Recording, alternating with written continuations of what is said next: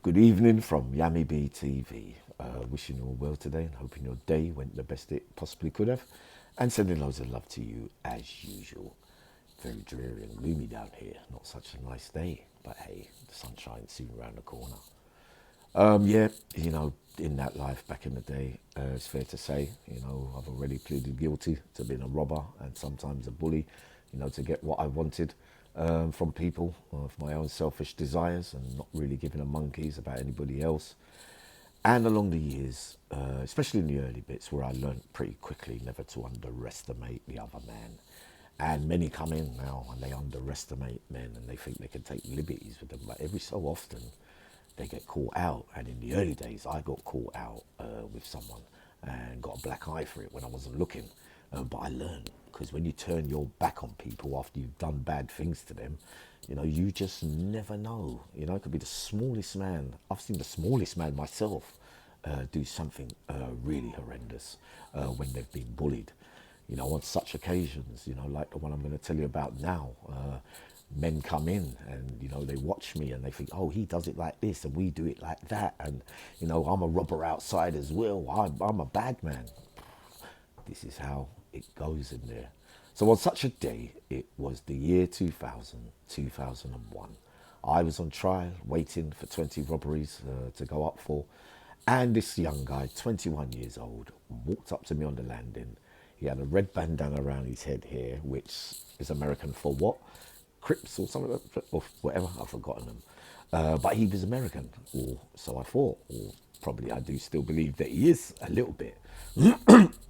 So he walks up to me and he says, Yammy, are you Yammy, man? Yo, are you Yammy, man? I said to him, yeah, why? He said to me, oh, my man said to come and link you on this wing because he must have been on the induction wing in there. And someone must have said to him, when you go on the house block, blah, blah, blah, go and link up Yammy, right?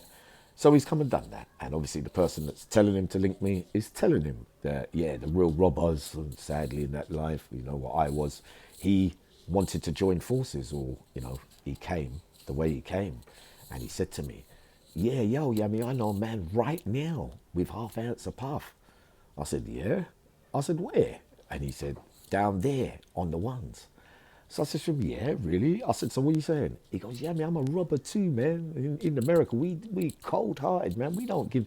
I'm saying, listen, I don't want to hurt the geezer. So I'm going to try and get the things off him, sadly. We've got to tell it how it was because that's how it was. And I don't want no injuries. He says, yeah, man, we do it different. We kill people for nothing, man.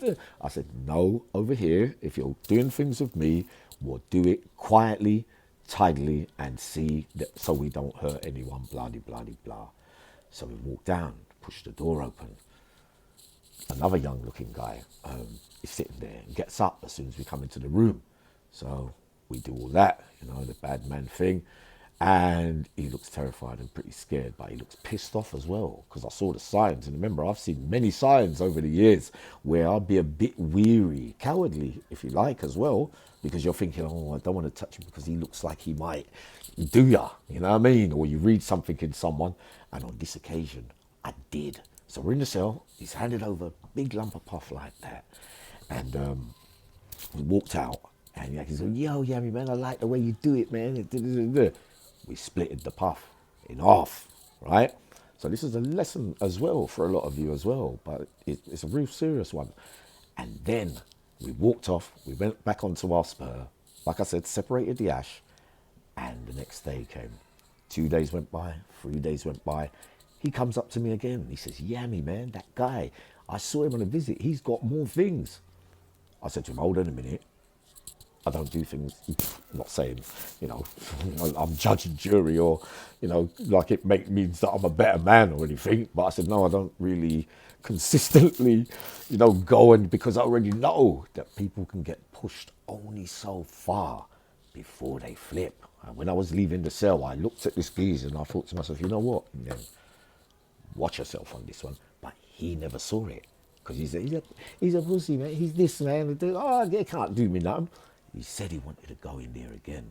I said, I'm not going. He goes, yeah, man, you've gone soft and all that, man. I said, look, it's against my rules and criteria. I can't keep, pushing and pushing and pushing. So, that I'm only doing it for one reason anyway, to try and not use the violence. But then he said, oh man, I'll go on my own and do it. So he went downstairs. So I'm looking down at the guy. I'm looking over from the landing, and the guy said something like, hold on a minute, I've just got to go to the toilet and I'll get it all out for you and I'll give it to you, all right? So he's going, yeah, man, hurry up, man. The guy has gone into his cell, probably had a flask at the time, another dangerous weapon, the flask, with the hot water in, and he's poured it into a little plastic jug and mixed sugar with it. So when he's waiting outside, he's standing there, he's got his red bandana, standing there, you know, t-shirt on. The other fella came out and threw it right in his face. I know about the hot oil and seen that, but sugar and hot water is just as bad. His whole face was peeling. So I was looking from there and I said to myself, oh no. But I was going to run down and help, blah, blah, but I told him not to go. It's all wrong what we did anyway. So I saw him the next day. Anyway. So he had all the bandages around there. And he said, oh, wow, Yammy, I'm going to get that guy. But the guy, he's thrown the water, disappeared on another wing, right? So you're not going to get him just yet, are you? But anyway, he's got another case. No, he's got a case, and it's a serious one. And he goes up to court, and he wins the case. And then 3 weeks later, I see him coming through again. I said, I thought you went out.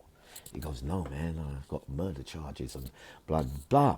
So after all that, he's gone out there, allegedly done something else to somebody, and got 35 years to 40. Then I saw him in the Cat A's when he came back while I was there.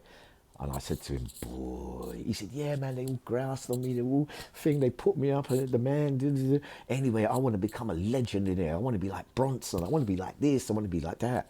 And then he started to do a couple of things, but again, he caught a lot of pain during that time. I don't know how he is now, but again, I'm just telling you about the underestimating of people.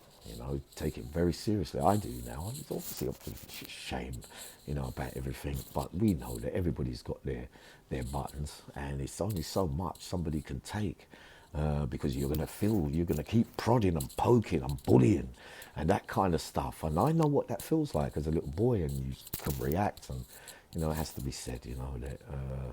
All right, now obviously I look back in shame, but many, many men over the years have come unstuck. I was going to tell you about, I'll tell you about it in a minute, another time, all right? I might even do a bedtime story tonight. Sending loads of love.